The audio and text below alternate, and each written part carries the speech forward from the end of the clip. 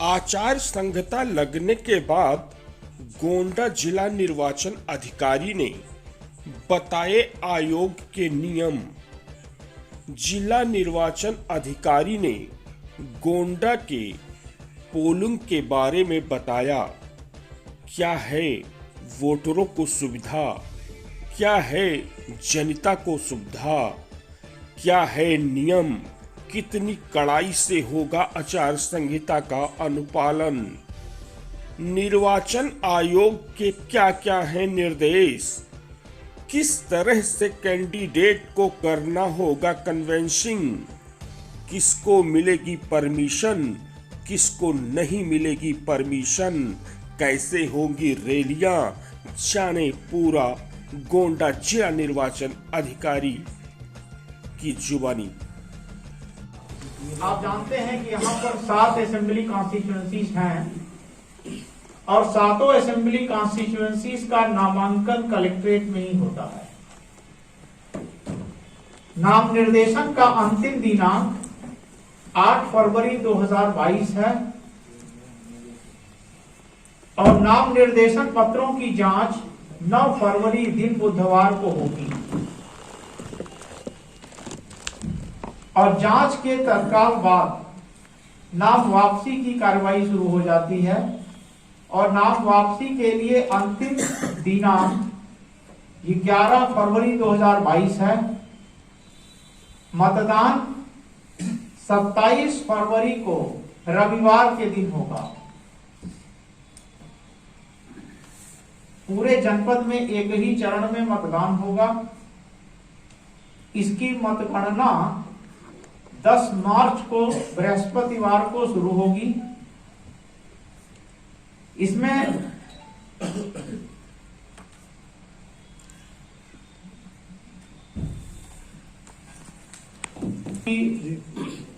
घोषणा होते ही जनपद में आचार संहिता लागू हो गई है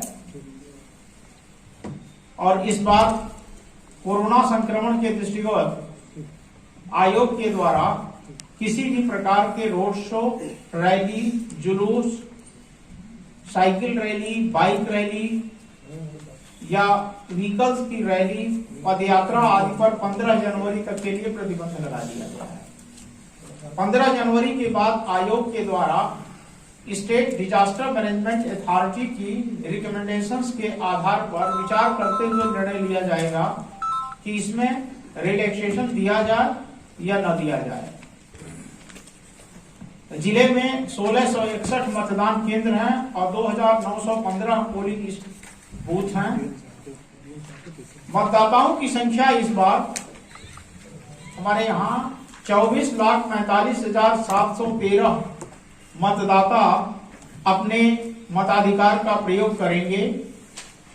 इसमें पुरुष मतदाता 13,11,787 हैं और महिला मतदाता 11,35,780 हैं।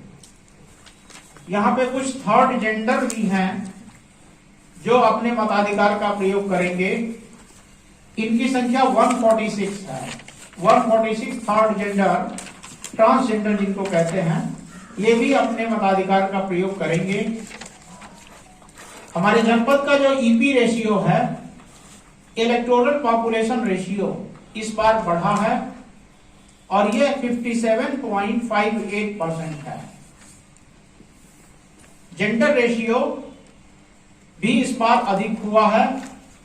मैं राजनीतिक दल के सभी प्रतिनिधियों को धन्यवाद देता हूं कि इन्होंने आगे बढ़ चढ़ करके इसमें मतदाता पुनरीक्षण अभियान में हिस्सा लिया और इसमें महिलाओं का मतदान प्रतिशत बढ़ा है। जेंडर रेशियो ये बढ़ करके 864 हुआ है। पूर्व में यह 850 था, यानी लगभग 14 पॉइंट की वृद्धि हुई है। ईपी रेशियो में भी वृद्धि हुई है। इस बार दिव्यांग मतदाताओं को भी आयोग ने पहले पोस्टल बैलेट पेपर की सुविधा उन्हें मिलती थी जो किसी या तो सर्विस वोटर हैं या आर्म फोर्सेस में हैं, इन्हें पोस्टल बैलेट पेपर की सुविधा मिलती थी।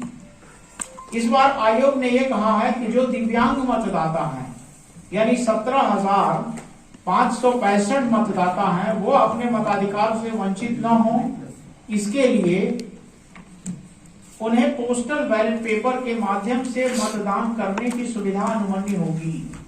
यानी पहले ही वो पोस्टल बैलेट पेपर के लिए अप्लाई कर सकेंगे, पोस्टल बैलेट पेपर उन्हें भेज दिया जाएगा और वो मतदान करने के बाद डाक से अपने मतपत्र भेज सकेंगे।